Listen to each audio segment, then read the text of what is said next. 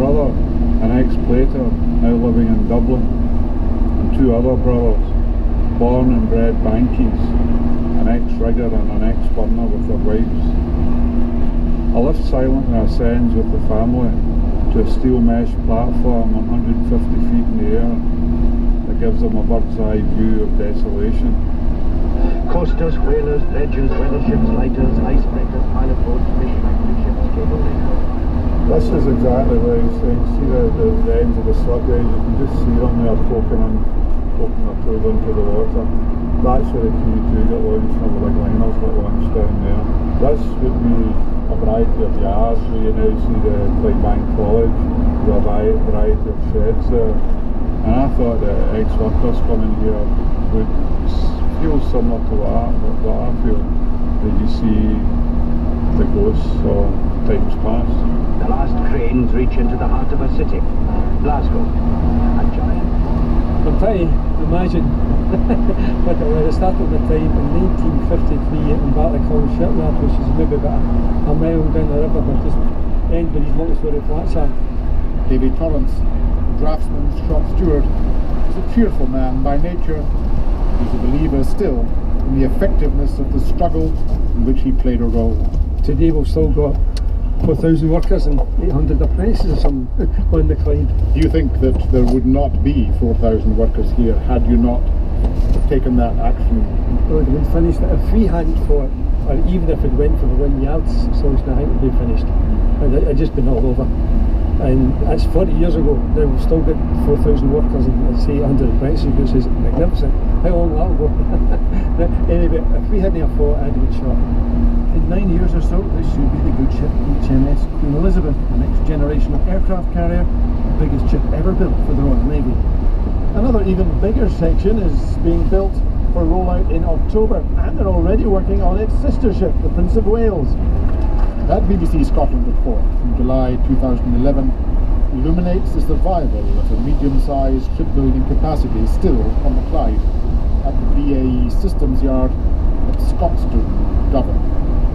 Once again, the consideration that something of a shipbuilding industry had to be retained won the day for now. None of this comes cheap. When this project was signed off 3 years ago, the total cost was going to be £3.6 billion buying two ships, the first one operating from 2014. Well, there's been a big change of spec. It now looks like £6.2 billion. That buys you two ships, the first of which will be operational 9 years from now. The other one is going to be mothballed. Douglas Fraser reporting Scotland, Govan. Lord Eden's final reflection is of a piece with his earlier belief. Viability is all and must be the watchword of the present government as much as that in the past. You cannot go on throwing public money at operations which are no longer viable. Now, insofar as that is a lesson for us today, it is one that we have certainly learned, and we cannot go on anymore today spending money which we do not have. We have got black holes left, right and centre. Look at some of the horrendous decisions that have had to be taken on the defence front. They have been taken because of bad contracts, bad operations, bad pricing, and too much money committed for those activities beyond which there were no longer the resources available to finance them. The UCS working began 40 years ago. Jimmy Reid died last year.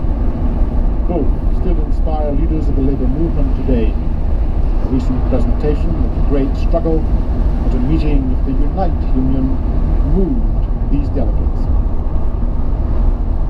I think the presentation that we had today about the UCS working is quite emotional and quite profound, and I think the lessons of history still resonate today when working people come together in order to fight for the right to work and fight the right to employment, which is perhaps the most pertinent issue in the UK at the moment. And so looking back, we can always learn from history, and the UCS working is perhaps one of the most celebrated examples of how, despite what the government may be planning to do or has done, that working people can turn it around. And I think there's a real strong lesson that resonates with everybody today. It was very timely to be reminded of the UCS struggle and the leadership that was provided in that, and it's a lesson that is seriously what we require now. We need to put our leaders to the fore. We need to be inspiring our members with the confidence to stand up and fight what's happening to them, and it's a reminder that you can gain something, but it's not always a losing game you play, and that's vitally important at the moment. As an organiser, I am absolutely humbled and inspired. I've learnt a lot more today about the UCS presentation than I've known in the past, or about the UCS dispute. It happened before I was born, but it makes you feel like you're kind of walking in the footsteps of giants. I remember as a young woman watching the UCS dispute and the parades and the demonstrations, and I recollect with real clarity the atmosphere that they created of solidarity and working class men and women getting behind a cause, and a cause of politics and a way of life that has stayed with me forever. And they created a model that we really do have to look at again, and particularly in these days of these cuts and the way our society is being fractured. I think that's the memory that I have. You look far away and you don't give a damn for the life and pride of a working man, so pack your tools and go. Pack your tools and go. But we're here to say you've had your day, it's time that you are leaving. So pack your tools and go. Pack your tools and go. You're on the run, your day is done, so pack your tools and go. Archive on 4 was presented by John Lloyd and produced by Mark Ricard. Now, I'm sure you'll have realised already that this week Radio 4 is doing something rather special. We're devoting an entire week of drama slots, apart from the Archers that is, to just one production, based on a book that the KGB tried to prevent from being published. Life and Fate by the Russian author Vasily Grossman. His epic tale of an extended family life during the Battle of Stalingrad, is being told so that you can listen to the dramas as individual stories or in full as an intricate tapestry of interweaving tales. The drama itself begins tomorrow at 3 o'clock. But now, as a curtain raiser, we journey across the former Soviet Union in the company of Jim Reardon to tell the story of the creation of the novel. It was a work that terrified the Soviet regime, and it turned its author from war hero to heretic. Here then is the life and fate of Vasily Grossman.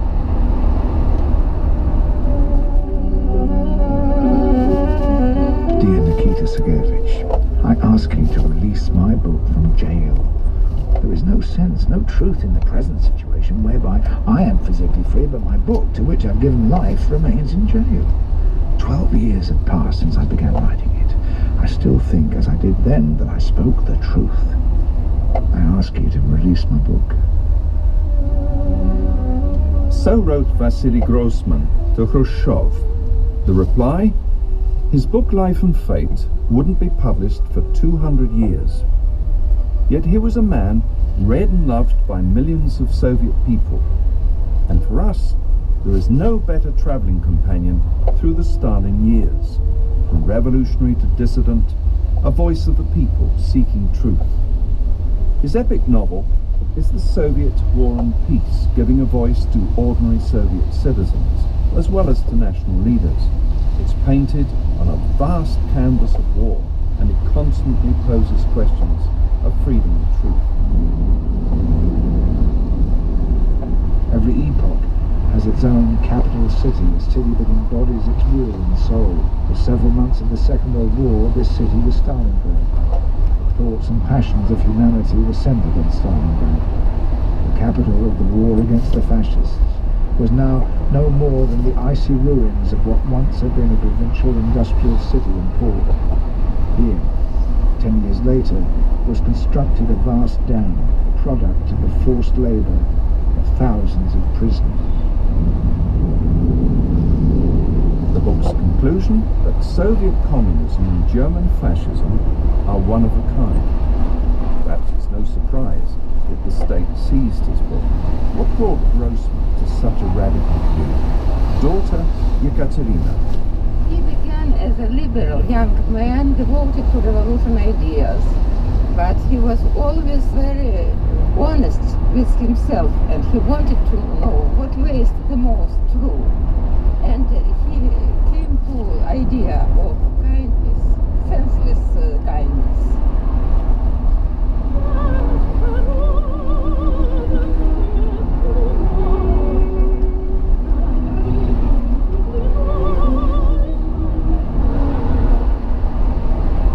During the period of all-out collectivization, he had seen special trains packed with the families of kulaks.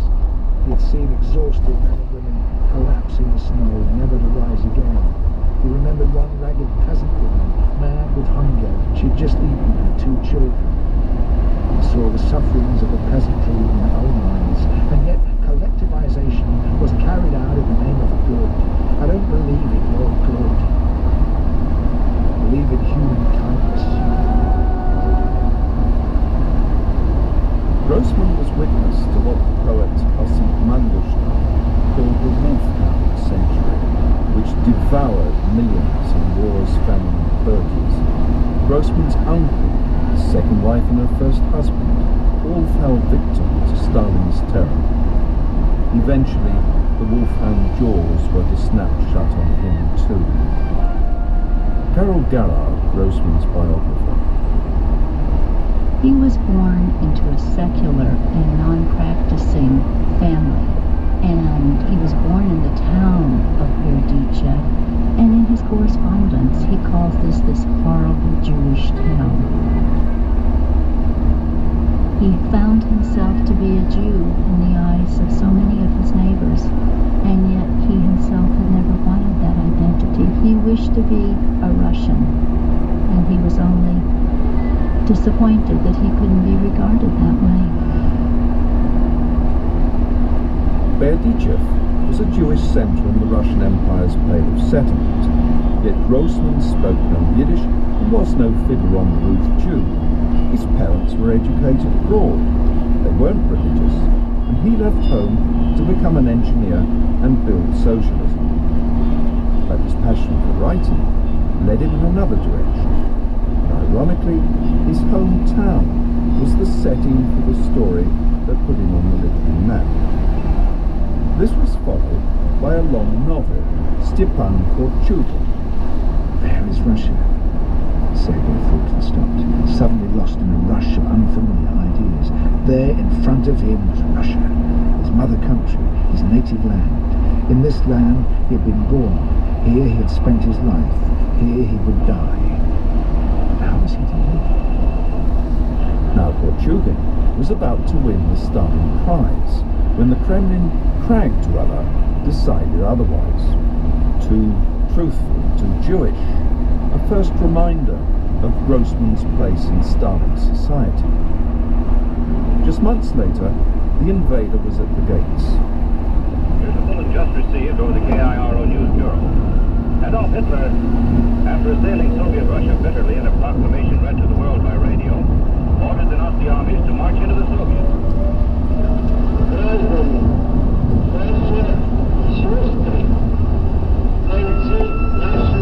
All writers to the front, pen in one hand, rifle in the other.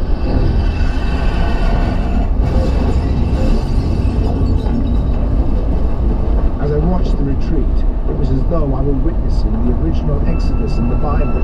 Huge hordes of sheep and cows, the screeching of wheels and carts, thousands of refugees from Ukraine, white and black faces of children, biblical beards of Jewish elders, headscarves of peasant women, tall hats of Ukrainian priests, black-haired girls and women.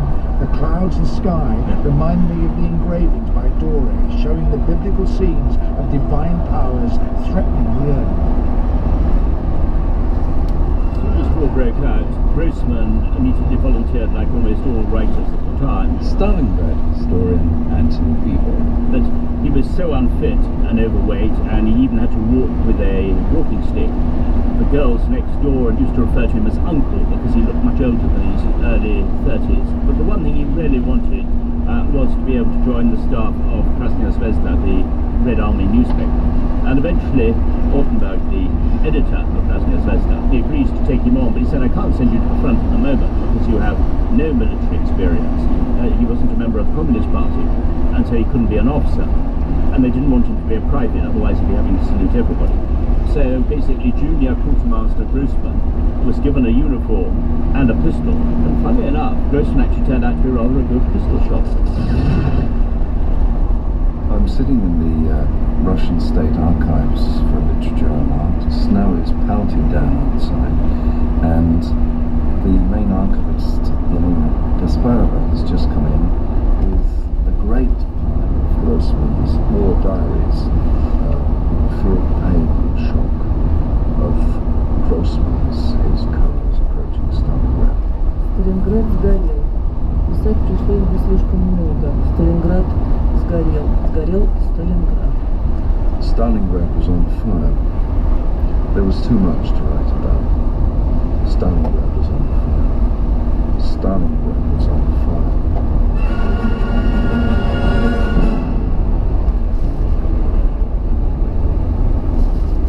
General Krylov lay down to sleep in the bunker. His temples throbbed and his throat burned. He had smoked dozens of cigarettes that day. He licked his dry palate and turned over to face the wall. Then he heard a roar, a splash. He opened his eyes and found everything in flames. There was a stream of fire running towards the Volga past the open door of the bunker. He could hear shouting and rattle of Tommy guns. "Put this over your head, quick!" shouted a soldier he'd never seen before. He was thrusting an overcoat towards him. Suddenly he realized what was happening. The oil tanks were on fire. Flaming oil was streaming past towards the Volga. It seemed impossible to escape from the liquid fire. It leaped up, humming and crackling from the streams of oil that were filling the hollows and craters and rushing down the communication trenches.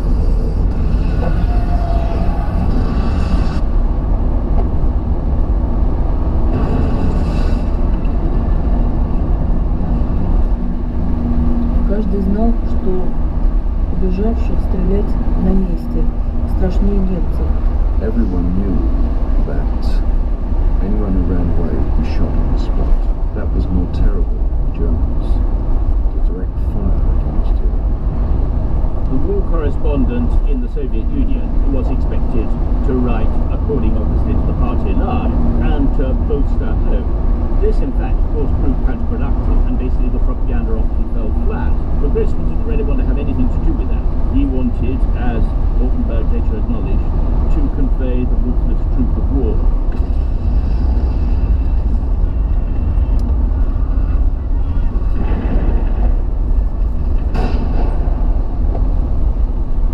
In the middle of the battle for Stalingrad, Grossman wrote two of his most famous accounts. The first one was written around about the 6th, 7th of November, the anniversary of the Russian Revolution. It's called Through Chekhov's Eyes. The sun rose, bathed everything in light.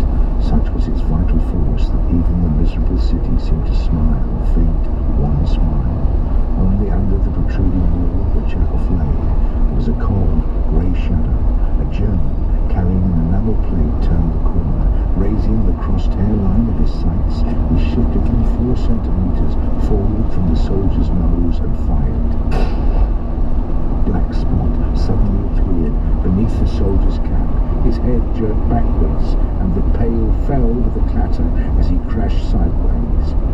Because of the proximity of the enemy, it was inevitable that the sniper really came into his own. And Grossman makes a hero of these people and actually never feared for his own life. Lived a charmed life in the battlefield, wriggling on his stomach to lie alongside this fearless boy. Chekhov could not help trembling with excitement. The young man who wouldn't hurt a fly as a boy had been turned into a killer by the stern and sacred logic of patriotic war. He'd become a merciless avenger. Grossman didn't expect to survive Stalingrad. He had his technique whereby he would actually sort of sit down with the soldiers and he'd just start chatting. He wouldn't conduct a formal interview in any way. He would never get out a notepad. What is, I think, so striking is there's Vasily Grossman, an obvious Jewish intellectual from Moscow, who does not look at all military, manages to win the trust of the soldiers and the officers very quickly indeed, because they knew he was straight. Sunset on the square.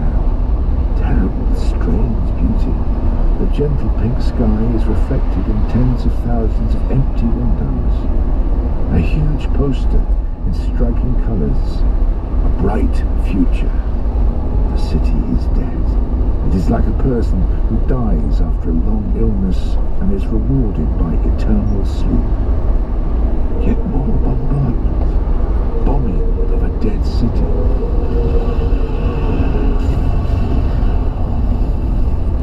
Just crossing the river, Volga, from the East Bank to the West Bank was in itself a matter of taking your life in your hands, because the river was under full enemy bombardment. The Germans were bombarding it. In many cases they were even able to cover it with direct machine gun fire. So it wasn't just a question of dive bombers and fighters strafing any boat that tried to come across. It was a constant thunder of artillery and so forth. Once they were on the East Bank there was war in 3 dimensions. It wasn't just a question of facing death horizontally on the ground. You could be attacked from above by fighters, shells could explode on the top of buildings and you would be crushed by falling masonry. The water was utterly polluted. It was the stench of burning and rotting bodies from under the ruins, because by that stage tens of thousands of bodies were decomposing in the ruins all around them. I have dreams of Mamayev Kurgan. Dreams push my ears across the seats. I just have dreams. Yeremenko heard a faint cry from the area of the factories, a cry that was almost drowned when the shell burst had come from it. There was something terrible, but also something sad and melancholy in this long cry uttered by the Russian infantry as they staged an attack. As it crossed the cold water, it lost its fervour. Instead of valour or gallantry, you could hear the sadness of a soul parting with everything that it loved, calling on its nearest and dearest to wake up, to lift their heads from their pillows and hear for the last time the voice of a father, a husband, a son, or a brother. Grossman was loved as no other war correspondent, his reports being copied out and passed from hand to hand among the soldiers, and he later wrote that he found freedom from Stalinist tyranny among his comrades fighting for their lives in Mother Russia. He wrote to me, I was in Central Asia then. Yekaterina Vasilievna, Grossman's daughter. In Stalingrad, which is so much bombed and cannons, noise and tension, it is impossible to eat. It is possible to eat only War and Peace papers. It's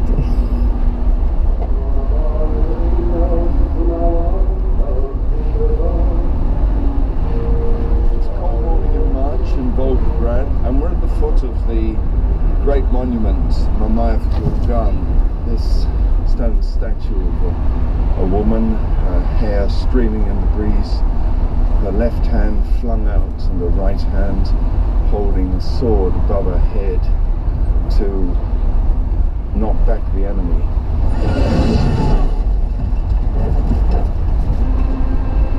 In the line of the main drive, the battalions were moving forward through a storm of flak, through the ruins of houses, through the granite factory building, over the railway lines and through the garden of the city mail. They moved forward through thousands of bomb craters, and above them the whole hell of the German Air Force. We're just coming up to the mausoleum. We're passing a very long wall on the left-hand side. Somewhere I seem to have read these words before.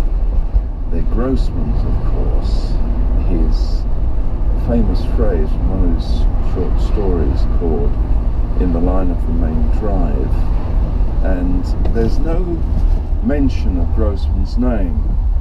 It goes something like this: Железный ветер бил им в лицо, An iron wind lashed their faces, but still the people came on, and once again a sense of terror seized the foe.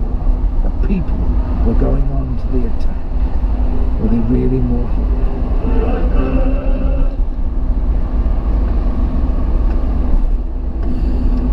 We're now inside the mausoleum with two soldiers standing rigidly to attention on guard.